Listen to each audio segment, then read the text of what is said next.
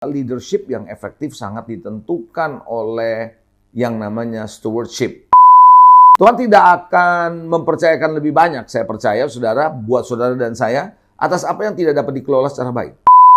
Tuhan mengatakan bahwa kalau kita tidak mempunyai keinginan atau kemampuan untuk mengelola, akan diambil kepada yang mempunyai kemampuan untuk mengelola.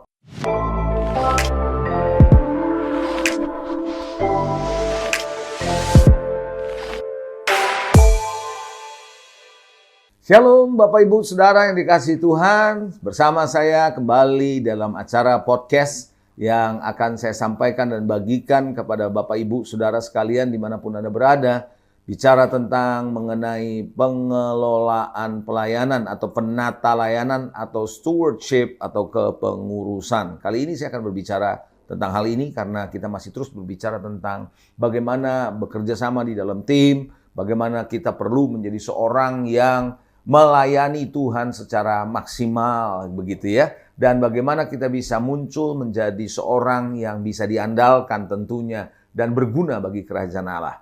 Nah, saudara, stewardship atau penata layanan atau pengelolaan ya, seringkali ada kaitannya dengan pekerjaan seseorang, pelayanan seseorang. Saudara, lebih daripada bukan sekedar bicara pribadinya, tapi lebih banyak kepada pengelolaan dari pelayanan itu sendiri. Nah, saudara, stewardship ini sangat penting. Kenapa? Karena stewardship ini ternyata sangat menentukan kepemimpinan seseorang. Stewardship yang baik akan menentukan seorang pemimpin atau kepemimpinan menjadi efektif. Saudara, kita boleh saja punya kepemimpinan yang baik, saudara, para pemimpin yang baik, tetapi kalau kita sebagai orang-orang bawahan dari seorang pemimpin tidak mempunyai stewardship atau pengelolaan atau penata layanan yang baik, maka pemimpin yang efektif sekalipun, saudara, tidak akan bisa bekerja dengan maksimal. Oleh karena itu, kenapa leadership yang efektif sangat ditentukan oleh yang namanya stewardship, gitu. Nah, oleh karena itu, saudara, ada sebuah kisah di Alkitab yang kalau Anda baca di dalam Matius 25 ayat 14 sampai 29, yang mana tentu saja saya nggak akan membacakan semua ayat, tapi ini adalah cerita tentang kerajaan Allah yang diumpamakan dengan seorang tuan memberikan talenta kepada 3 hambanya. Pasti Anda pernah tahu cerita itu ya. Ada yang dikasih 1 talenta, ada yang dikasih 2 talenta, ada yang dikasih 5 talenta. Dan yang menarik adalah talenta ini diberikan, saudara, sesuai dengan kesanggupannya masing-masing. Kemampuannya masing-masing diberikan, saudara. Jadi ini tidak ada soal like, dislike, favoritism, nggak ada, saudara ya. Nggak ada yang mana lebih favorit, tidak. Tetapi dalam konteks bagaimana orang-orang ini dilihat sesuai dengan kesanggupan. Jadi dari sini saja kita bisa melihat bahwa Anda dan saya mempunyai kemampuan yang berbeda-beda, saudara. Bisa saja Anda punya kemampuan jauh lebih besar dari saya, dan itu sebabnya Tuhan bisa percayakan lebih banyak kepada saudara daripada saya. Dan that's okay dalam hal ini, tetapi yang Tuhan mau lihat bukan soal banyak atau sedikitnya yang kita dipercayakan, tapi bagaimana kita mengelola dari apa yang dipercayakan oleh Tuhan. Nah, saudara, ayat ini menarik. Kenapa? Kalau yang mendapat talenta 5 itu segera ketika dia mendapat talenta itu di dalam Matius 25, kalau Anda baca nanti di dalam ayat yang ke-16, dia bilang dia segera mengerjakan, saudara, 5 talenta ini dan akhirnya menjadi 10 talenta dan seterusnya, yang 2 juga, tapi yang 1 digali lubang dia simpen, saudara. Dan Tuhan mengambil 1 talenta ini dan Tuhan bilang berikan kepada yang 10 talenta. Artinya apa sih? Tuhan mengatakan bahwa kalau kita tidak mempunyai keinginan atau kemampuan untuk mengelola, akan diambil kepada yang mempunyai kemampuan untuk mengelola. Walaupun dia sudah banyak 10. Karena kalau dari 10 ditambah 1, pasti bisa jadi 22. Karena dari 5 jadi 10. Begitu dikasih 1 lagi 11, menjadi 22. Sehingga ini membawa keuntungan buat si tuannya di dalam kisah perumpamaan ini tentunya. Nah, oleh karena itu, saudara, dikatakan bahwa ketika yang 5 membawa hasilnya menjadi 10, yang 2 talenta mengembangkan jadi 4 datang kepada tuannya. Tuannya berkata dalam ayat 21 dikatakan, baik benar perbuatanmu, hai hambaku yang baik dan yang setia. Engkau telah setia dalam perkara-perkara yang kecil, maka dia akan berikan tanggung jawab, aku akan berikan tanggung jawab dalam perkara yang besar. Segala sesuatu yang besar dimulai dari yang kecil. Betul, saudara. Anda setuju ya? Nah, oleh karena itu, saudara, kita akan belajar, saudara. Dari kisah ini, yang menarik adalah begini. Saya coba merenungkan, saudara, dari kisah 3 orang ini yang dikasih talenta yang berbeda-beda. Perenungan saya begini. Coba mungkin Anda juga bisa bersama-sama saya merenungkan, saudara. Perenungannya begini. Apakah karena satu orang ini dikasih 1 talenta, jadi dia malas? Mungkin kalau yang 1 talenta dikasih 2 talenta, bisa seperti yang 2 talenta enggak? Gitu. Apakah karena dia cuma dikasih 1, jadi dia malas untuk mengembangkannya? Sehingga stewardship-nya atau penata layanannya menjadi buruk. Atau sebaliknya, saudara, dalam perenungan saya adalah karena Tuhan tahu bahwa orang ini punya penata layanan yang kurang baik, maka tanggung jawab yang kurang baik, maka cukup dikasih 1 saja. Nah, saudara, ini menjadi perenungan buat saudara dan saya, saudara. Ya, dan saya sangat percaya, saudara, kemampuan saudara untuk mengembangkan sesuatu yang Tuhan berikan itu yang membuat saudara bisa menjadi sangat dipercaya oleh Tuhan. Oleh karena itu, saudara, banyak orang mau menerima sesuatu dari Tuhan dengan baik, tetapi ketika mereka terima dari Tuhan, mereka tidak mengelolanya dengan baik. Dan akhirnya, saudara, nggak punya stewardship yang excellence, nggak punya yang namanya penata layanan yang baik. Apapun yang diberikan oleh Tuhan kepada orang ini, pada akhirnya menjadi nggak ada manfaatnya.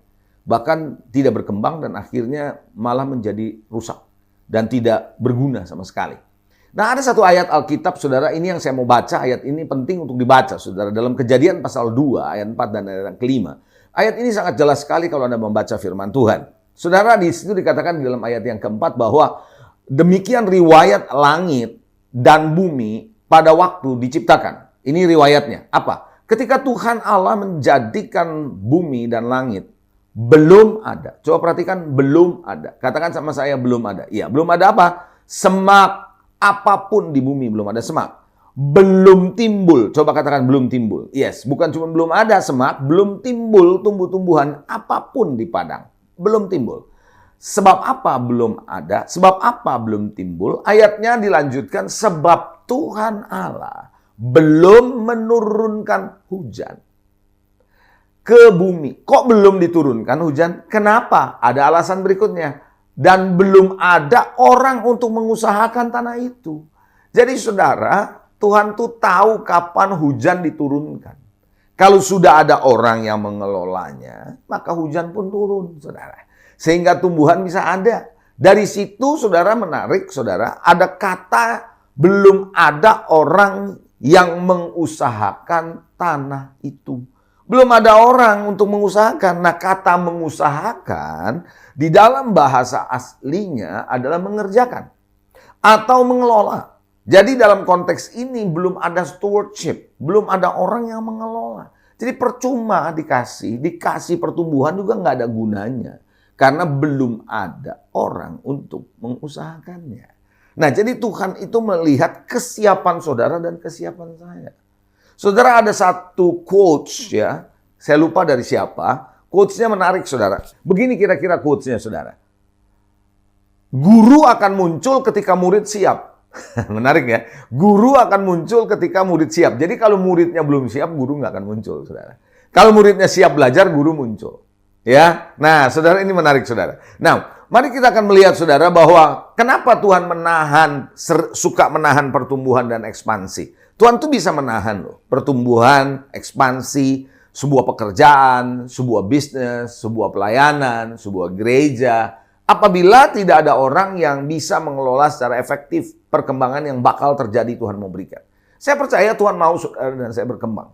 Baik pekerjaan, baik pelayanan, baik apapun. Tapi orang yang mengelola waktu nanti ada pertumbuhan, nggak ada. Tuhan pasti tahan pertumbuhan itu.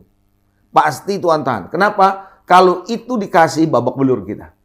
Kitanya bisa nggak berdoa, kitanya bisa bikin stres dan macam-macam. Karena pertumbuhan yang begitu besar. Nah, oleh karena itu, saudara, bagaimana saudara kalau Anda mau mengalami pertumbuhan, pastikan pengelolaan ini penting.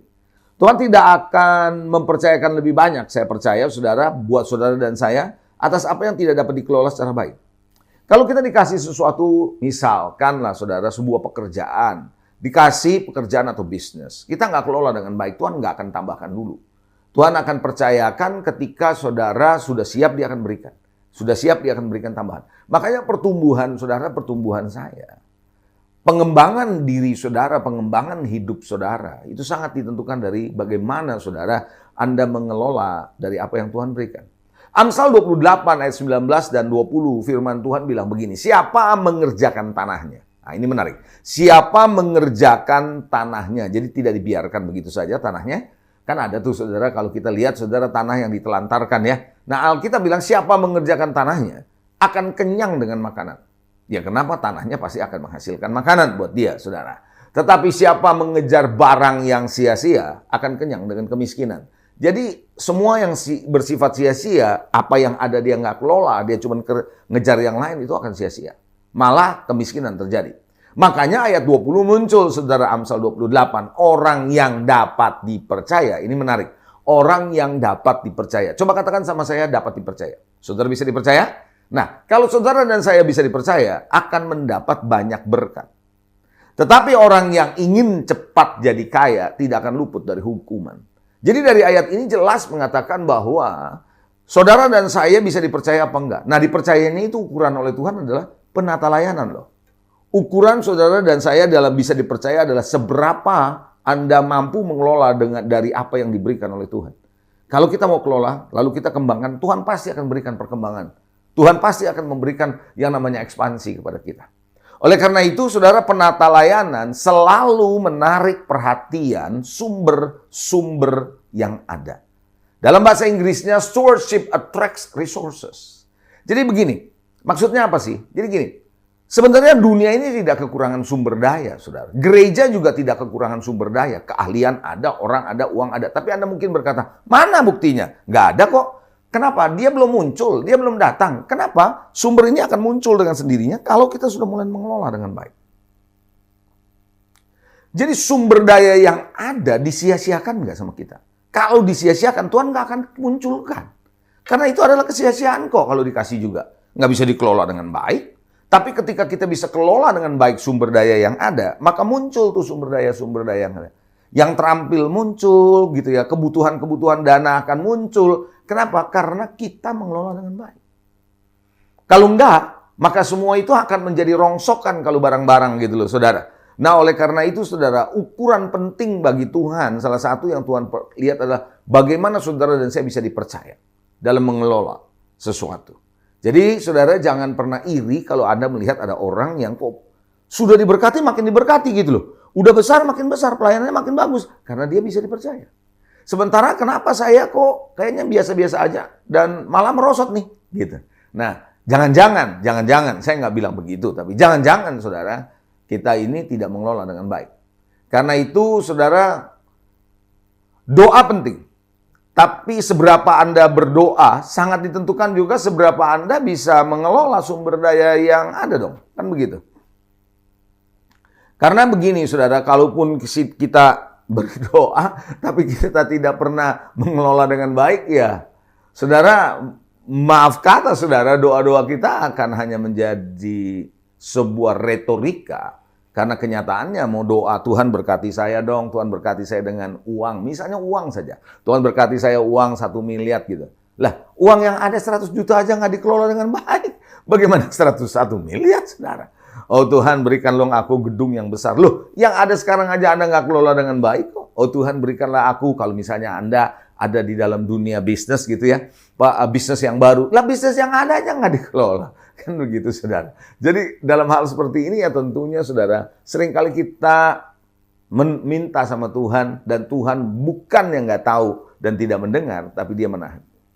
Nah, jadi saudara Anda perlu mengerti bahwa Tuhan sering tidak memberikan apa yang kita doakan. Tapi dia malah memberikan apa yang bisa kita kelola. Wow. Saudara, saya ulangi sekali lagi saudara. Tuhan sering tidak memberikan apa yang kita doakan. Kita berdoa tidak diberikan. Tapi ada orang yang mengelolanya bagus, diberikan oleh Tuhan. Nah, kalau begitu apa doa nggak penting? Enggak. Karena ada orang yang berdoa, tapi tidak mampu mengelola. Nah tentu saja yang saya maksud orang yang bisa mengelola ini artinya orang ini juga berdoa. Tapi dia bisa mengelola.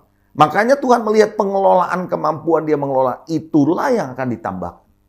Sumber daya manusia ditambah, sumber daya keuangan ditambah, gitu ya. Saudara, pengembangan pengetahuan baru ditambah, informasi penting ditambah, gitu loh.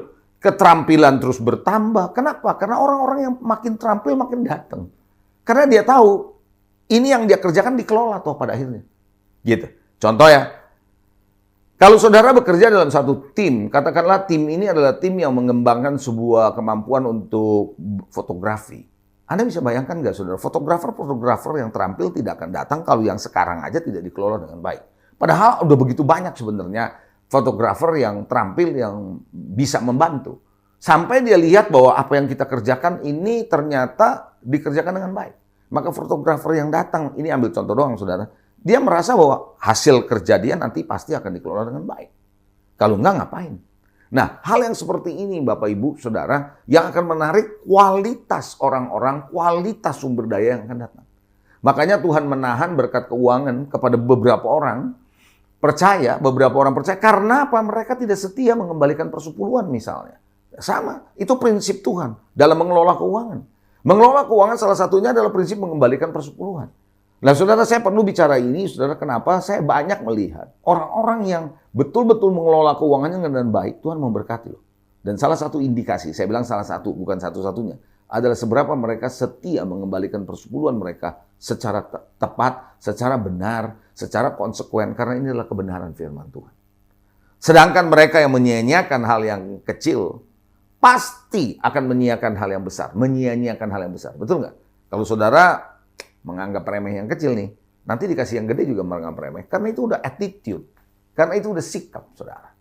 Nah, oleh karena itu Bapak Ibu Saudara, ada sebuah kisah lagi di Alkitab di dalam Perjanjian Baru. Kalau Anda baca dalam Kisah Rasul pasal 6 ayat 1 sampai dengan ayat 7. Kenapa? Ayat ini cerita tentang bagaimana rasul-rasul terjebak dalam tanda kutip. Terjebak atau terperangkap para rasul untuk melayani para janda. Pelayanan kebutuhan sehari-hari janda-janda yang terlantar atau diabaikan oleh beberapa orang. Makanan, kebutuhan sehari-hari mereka diabaikan. Sehingga mau nggak mau para rasul terlibat dalam pengelolaan ini. Dan karena seperti itu dikelola, dia menganggap bahwa yang harus mengelola ini bukan mereka. Bukan mereka menganggap pekerjaan ini terlalu kecil. Tidak. Tapi mereka ada tanggung jawab yang lain, yaitu doa dan menyebarkan firman Tuhan. Nah, saudara, apa yang terjadi, saudara, ketika mereka terperangkap di sana? Maka firman tidak dikelola dengan baik, doa tidak dikelola dengan baik dalam tanda kutip, akibatnya menjadi punya keterbatasan dalam perkembangan mereka. Sampai ketika mereka menemukan para diaken untuk menggantikan posisi mereka, mengurus kebutuhan para janda ini. Dan para rasul fokus kepada doa, fokus kepada pemberitaan firman, terjadi pergerakan dan pertumbuhan yang luar biasa. Apa artinya? Mereka mengelola dengan baik. Mereka menjadi steward yang sangat baik. Oleh karena itu, saudara yang dikasihi, hari ini saya hanya mau ingatkan kepada Bapak Ibu Saudara, jangan pernah anggap enteng yang namanya kemampuan mengelola. Waktu Anda perlu dikelola, jelas.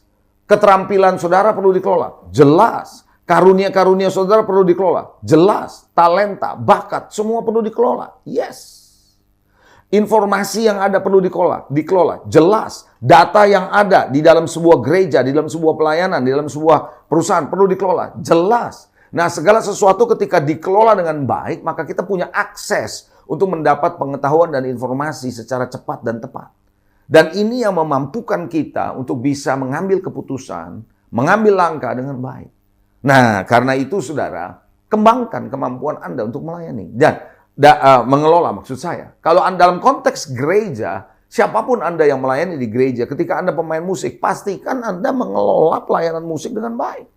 Sehingga alat musik, bagaimana memainkan musik dengan baik, bagaimana saudara menjalankan pelayanan musik secara baik, akan menarik perhatian sumber daya yang selama ini nggak kelihatan. Hal yang sama saudara kalau Anda di dalam pelayanan pemberitaan firman Tuhan. Kalau Anda mengelola, saudara, bagaimana mengembangkan diri, mengelola khotbah-khotbah yang ada, mengelola pengajaran yang ada, terus dikelola dengan baik. Saya percaya Tuhan akan berikan dan tambahkan inspirasi dan pengertian-pengertian yang baru. Oleh karena itu, sebagai bagian terakhir saya mau katakan begini, kemandekan terjadi karena penata layanan atau kepengurusan dilakukan secara tidak akurat dan tidak unggul. kemandekan terjadi ketika penata layanan atau stewardship atau kepengurusan dilakukan secara tidak akurat atau tidak unggul atau boleh dikatakan asal-asalan. Nah, oleh karena itu saudara, kita perlu belajar. Jadilah seorang pengurus, steward, ya, hamba Tuhan, pelayan Tuhan yang mengelola secara baik. Karena dengan apa yang kita kelola dengan baik akan menarik perhatian. Contoh, kalau saya mengembangkan sumber daya manusia yang ada di institusi, di perusahaan atau di pelayanan, maka ketika ini bertumbuh, orang-orang akan melihat, hey, kalau saya join di situ akan bertumbuh. Hal yang sama, saudara, ketika saya waktu masih menjadi seorang bankir dulu, saya tertarik ke dalam sebuah bekerja di sebuah perusahaan asing, bank asing, karena saya melihat di sana punya training yang bagus, sehingga orang-orang yang dihasilkan dari training-training yang ada ternyata menjadi orang-orang yang baik. Posisi-posisi yang baik karena dikelola dengan baik sumber daya ini. Itu yang membuat saya akhirnya bersedia masuk sebagai trainee di bank tersebut. Jadi hari ini saya mau ingatkan saudara, biarkan saudara belajar untuk mengelola dengan baik ya. Sehingga sumber daya yang hari ini Anda rindukan belum tiba akan muncul. Muncul dengan sendirinya sebab Tuhan akan memberikan kekayaan yang tersembunyi buat saudara dan saya. Tuhan Yesus memberkati. Sampai jumpa di acara kita selanjutnya. God bless.